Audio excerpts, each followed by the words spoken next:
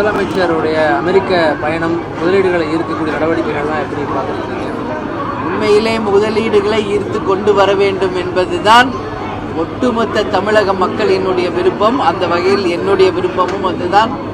ஆனால் இதுவரைக்கும் எத்தனையோ நாடுகளுக்கு அவங்க சென்று இருக்காங்க, எத்தனை முதலீடுகளை ஈர்த்து கொண்டு வந்திருக்காங்க, எத்தனை இங்கே ஃபேக்ட்ரிஸ் கொண்டு வந்திருக்காங்க, இதன் மூலம் எத்தனை லட்சம் இளைஞர்களுக்கு வேலை வாய்ப்பை கொடுத்திருக்கிறார்கள் என்பது மக்கள் கேள்வியாக மிகப்பெரிய ஒரு கேள்வி இருக்கிறது.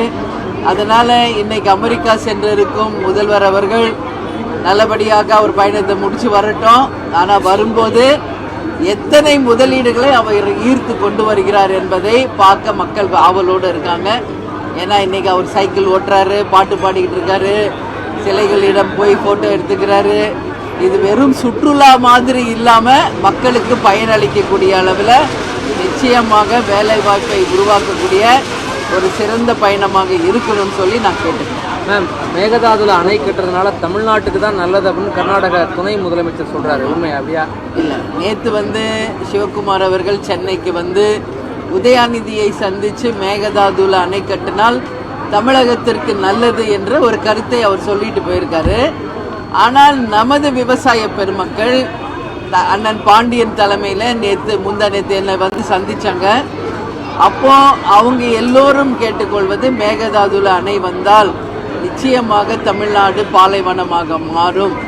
அது மட்டும் கிடையாது, முன்ன ஏற்கனவே நம்ம திட்டமிட்டபடி தமிழ்நாட்டிலேயே நம்ம அணைகளை அமைப்பதற்கும் தண்ணீரை சேமிப்பதற்கும் தொலைநோக்கு பார்வையோடு பல திட்டங்களை கொண்டு வந்தால்தான் தமிழகத்தின் விவசாயம் காக்கப்படும். எனவே நிச்சயமாக மேகதாது அணை வருவதனால தமிழகத்திற்கு எந்த பலனும் இல்லை என்பதுதான் நம்ம விவசாய மக்களுடைய கருத்தாக இருக்கிறது. எனவே நிச்சயமாக விவசாயிகளை காப்பாற்ற வேண்டியது ஒவ்வொருடைய கட்சியின் கடமை. மேம், இந்த திரைத்துறையில் பாலியல் அத்துமீறல்கள் சொந்தமான குரல் இப்போ அதிகமாக வர ஆரம்பிச்சிருக்கு. பெரிய நடிகைகளோட அதை பற்றி தெரியாதுன்ற மாதிரி சொல்ல முடியல. இல்லை, அது நிச்சயமாக ஒரு கண்டிக்கக்கூடிய ஒரு விஷயம்.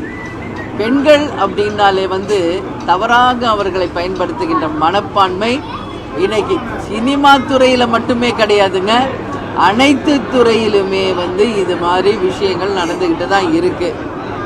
பசும் தோல் போர்த்திய புலிகளாக பெரிய மனிதர்கள் என்ற போர்வையில் இருக்கின்ற பல பேர் பல தவறுகளை செய்துக்கிட்டு இருக்காங்க. பெண்கள் தைரியமாக இப்போ கேள்வி கேட்க ஆரம்பிச்சிருக்காங்க. நிச்சயமாக என்றைக்கும் பெண்களுக்கு நான் உறுதுணையாக இருப்பேன்.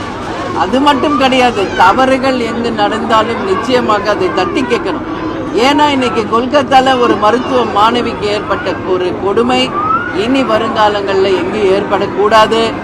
முதல் ஆளாக அந்த குற்றம் புரிந்தவர்களுக்கு தூக்கு தண்டனை தர வேண்டும் என்று சொன்னது நான் தான். ஒரு பெண்ணாக, ஒரு கழகத்தின் பொதுச் செயலாளராக நிச்சயமாக பெண்களுக்கு எதிராக நடக்கின்ற கொடுமைகளுக்கு உறுதியாக தூக்கு தண்டனை போன்ற உயர்ந்த தண்டனை, உயர்பட்ச தண்டனை தரும்போது தான் இனி வருங்காலங்களில் இந்த மாதிரி தவறுகள் நடக்காமல் நம்ம தடுக்க முடியும்.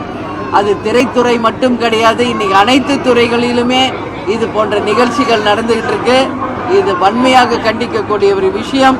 இது கடுமையான சட்டங்களை கொண்டு தான் இது நம்ம தட்டி கேட்கணும். பெண்களும் தைரியமாக அவர்களுக்கு நடக்கின்ற கொடுமையை தைரியமாக சொல்லணும், எதுக்கு பயப்பட வேண்டிய அவசியம் இல்லை. ஆண்களும் நிச்சயமாக எல்லாருமே இதில் தப்புன்னு நான் சொல்ல மாட்டேன். ஒரு சிலர் செய்கின்ற தவறு ஒட்டுமொத்த ஆண் மக்களை இன்னைக்கு தலைகுனிவான ஒரு நிலைக்கு கொண்டு போகுது. அதனால எல்லாருமே ஒரு ஈக்குவாலிட்டியை மெயின்டைன் பண்ணுங்க. ஆண்கள் பெண்கள் என்ற எதுக்கு பாகுபாடு? நீங்களும் ஒரு வேலைக்கு போறீங்க, பெண்களும் ஒரு வேலைக்கு வராங்க. அவங்களுக்கு பாதுகாப்பு கொடுக்க வேண்டியது ஆண்களுடைய கடமை அப்படின்றத இந்த நேரத்தில் நான் சொல்ல கடமைப்பட்டேன்.